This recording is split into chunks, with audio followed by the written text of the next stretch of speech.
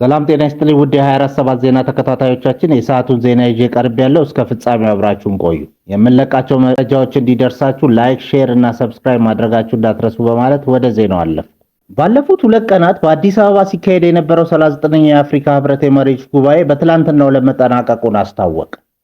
በጉባኤው ማጠቃለያ ላይ በርካታ አህጉራዊ ጉዳዮች የተዳሰሱ ሲሆን የአመራር ሽግግርም ተካሂዷል። የ2025 የህብረቱ ሊቀመንበር የነበሩት የአንጎላ ፕሬዝዳንት ጆኖ ሎሬንሶ ስልጣናቸውን ለቡሩንዲው ፕሬዝዳንት ኢቫሪስቴ ዳይሺሚዬ አስረክበዋል። ፕሬዝዳንት ኢቫሪስቴ የ2026 የህብረቱ ሊቀመንበር ሆነው ያገለግላሉ።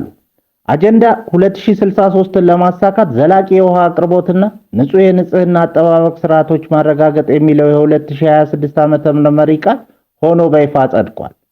በሀገሪቱ እየተስፋፋ የመጣው ሽብርተኝነት፣ በኃይል መንግስትን የመገልበጥ አባዜና ሰብአዊ ቀውሶች ላይ ጥብቅ ውይይት ተደርጓል። ህብረቱ ህገ መንግስታዊ ያልሆነ የሽግግር ሂደት ላይ ያለውን የማይናወጥ ዜሮ ቶለራንስ አቋም በድጋሚ አረጋግጧል።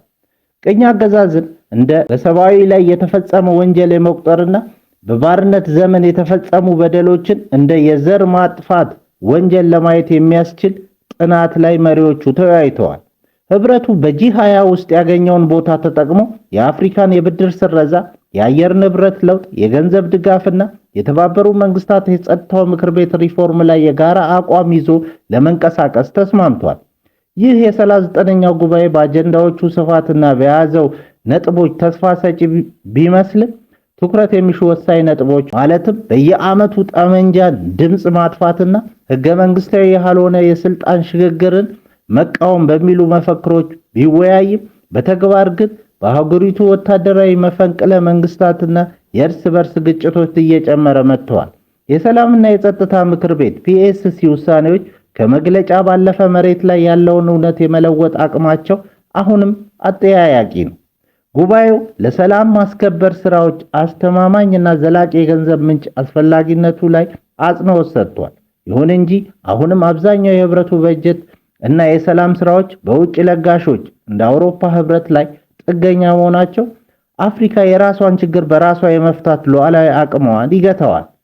የውሃ አጀንዳና ጂኦፖለቲካዊ የ2026 መሪ ቃል በውሃ ላይ ማተኮሩ ለሀገሪቱ እድገት ወሳኝ ቢሆንም እንደ አባይና ኒጀር ባሉ ድንበሮች ተሻጋሪ ወንዞች ላይ ባሉ ውጥረቶች ዙሪያ ህብረቱ ግልጽና ጠንካራ የዲፕሎማሲ ማዕቀፍ አለማበጀቱ እንደ ድክመት ሊታይ ይችላል። 30ኛው የአፍሪካ ቀዳማዊ እመቤቶች የልማት ተቋም ጉባኤ መሪ ቃል የአፍሪካን ሴቶች ፈተናዎችን የመቋቋም አቅም መገንባት፣ የአየር ንብረት ግጭቶችና ዘላቂ ነገ የሚል እንደመሆኑ የመሪ ቃሉ ዓላማ በጾታ እኩልነት፣ በጤናና ትምህርት መርሃ ግብሮች፣ በኢኮኖሚ ዘርፍና በአየር ንብረት ለውጥ ላይ የአፍሪካ ሴቶች አቅም የበለጠ ማሳደግ ጠቃሚ ሚና አለው በማለት ቀዳማዊ እመቤት ዝናሽ ታያቸው ገለጹ። ቀዳማዊ እመቤት በንግግራቸው በተለይ ደግሞ ሴቶችን ማዕከል ያደረጉ የማህበራዊ ልማት ተግባራት የሴቶች አቅም የበለጠ ስለሚያጎለብቱ ይህንን ታሳቢ በማድረግ በጽህፈት ቤታችን ባለፉት 6 ዓመት 37 ሁለተኛ ደረጃ ትምህርት ቤቶች በተለይ ያዩ አካባቢዎች ገንብቶ የሴቶችንና የህፃናትን የትምህርት ተደራሽነት ከፍ ለማድረግ ሰርተናል።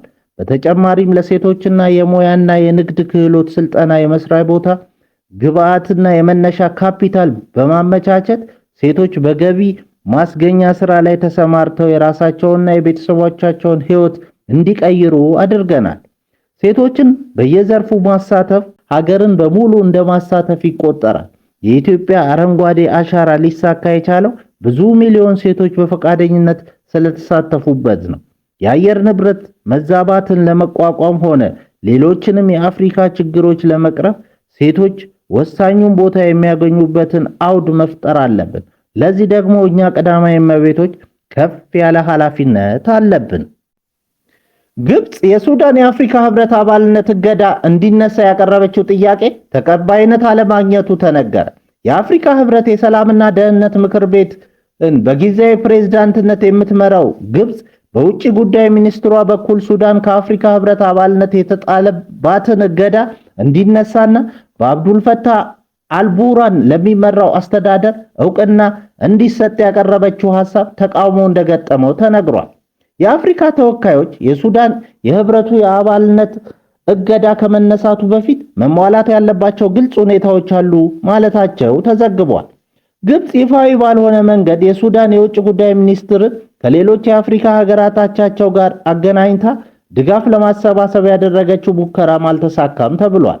የአፍሪካ ህብረት በ2021 ጄነራል አብዱል ፈታህ አልቡርሃን የሱዳን የሽግግር ጠቅላይ ሚኒስትር የነበሩትን አብደላ ሐምዶክን ከኃላፊነታቸው አባረው የአስቸኳይ ጊዜ አዋጅ ካወጁ በኋላ ከአባልነት ማገዱ ይታወሳል።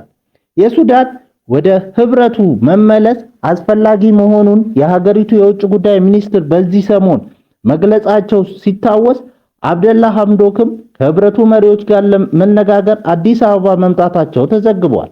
የግብጽ የውጭ ጉዳይ ሚኒስትር በድር አብድላቲፍ በሱዳን የእገዳ መነሳት ዙሪያ ህብረቱ ስምምነት ላይ እንዳልደረሰ ገልጸዋል። በተርጫ ከተማ ራሱን በእሳት ያቃጠለው መምህር በፖሊስና በነዋሪዎች ትብብር ተረፈ።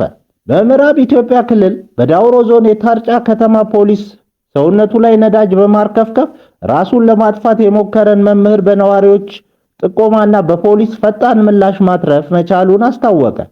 ግለሰቡ 1 ሊትር ቤንዚን በመግዛት ሰውነቱ ላይ ካርከፈከፈ በኋላ በኪሱ በያዘው ክብሪት በመጠቀም በለበሰው ልብስ ላይ እሳት ለኩሷል። ግለሰቡ እሳቱን በለኮሰበት ወቅት የአካባቢ ነዋሪዎች ባሰሙት የድረሱልኝ ጥሪ በስፍራው የነበሩ የትራፊክ ፖሊስ አባላትና ነዋሪዎች በጋራ በመረባረብ እሳቱን አጥፍተዋል። ግለሰቡም ወዲያውኑ ወደ ተርጫ ጠቅላላ ሆስፒታል ተወስዶ በአሁኑ ወቅት የሕክምና እርዳታ እየተደረገለት እንደሚገኝና ሕይወቱ መትረፉ ተረጋግጧል። ፖሊስ እንዳስታወቀው ግለሰቡ በ7ኛ ቀን አድቬንቲስት የግል ትምህርት ቤት መምህር ሲሆን ለድርጊቱ መንስኤ የሆነው ከግል ሕይወቱ ጋር የተያያዙ ጉዳዮች መሆናቸውን ለፖሊስ ቃል ሰጥቷል።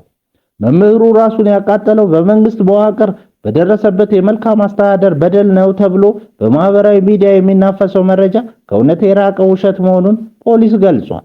ግለሰቡ የመንግስት ተቀጣሪ እንዳልሆነና ከመንግስት ጋር የሚያገናኘው ምንም አይነት ቅሬታ እንደሌለው በመግለጫው ተመላክቷል። በሌላ ዜና ባለፈው ሳምንት በማዕከላዊ የናይጄሪያ ክፍል በሚገኘው የካቶሊክ ቤተክርስቲያን ታግተው የነበሩ 9 ህፃናት መለቀቃቸውን የአካባቢው ባለስልጣናት አስታወቁ። ታጋቾች አዶ በተባለች መንደር በነበረው የቅዱስ ዮሐንስ የካቶሊክ ቤተክርስቲያን ባዘጋጀው የጸሎት ስነ ስርዓት ላይ የነበሩ መሆናቸው ታውቋል።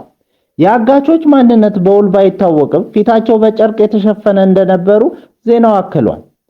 ባኑ የተባለችው ግዛት የተለያዩ ታጣቂዎች የሚንቀሳቀሱባት ሲሆን ህፃናትን ጨምሮ ሲቪሎችን በተደጋጋሚ እያገቱ እንደሚወስዱ ለማወቅ ተችሏል። ባለፈው የጎርጎሮሲያኑ 2025 ወደ 300 የሚሆኑ ሲቪሎች መታገታቸው የዘገበው የፈረንሳይ ዜና አገልግሎት ነው። በጣሊያን ከ15 ሚሊዮን ብር በላይ ዋጋ ያላቸው የወርቅ ጡቦች በስህተት ወደ ቆሻሻ የጣለው ግለሰብ በፖሊስ ወርቆቹን እያፈላለገ ነው። በደቡባዊ ጣሊያን ሌቺ በተባለች ከተማ አንድ የ57 ዓመት ጎልማሳ ለረጅም ጊዜ ያከማቸውን 20 የወርቅ ጡቦች በስህተት ወደ ቆሻሻ መጣያ ውስጥ ጥሏቸዋል። ግለሰቡ ድርጊቱን ያወቀው ቆሻሻው ተጓጉዞ ከሄደ በኋላ ነው። የ20 የወርቅ ጡቦች አጠቃላይ ክብደትና ጥራት ሲሰላ በወቅቱ የገበያ ዋጋ በግምት ከ15 ሚሊዮን የኢትዮጵያ ብር በላይ ያወጣል። ግለሰቡ ወርቁን ደህንነቱ በተጠበቀ ቦታ ያስቀመጠ መስሎት ነበር። ነገር ግን ቤቱን ሲያጸዳ ወርቁ የነበረበትን አሮጌ ዕቃ መያዣ እንደማይጠቅም ቆሻሻ በመቁጠር ወደ ውጭ አውጥቶ ጥሎታል።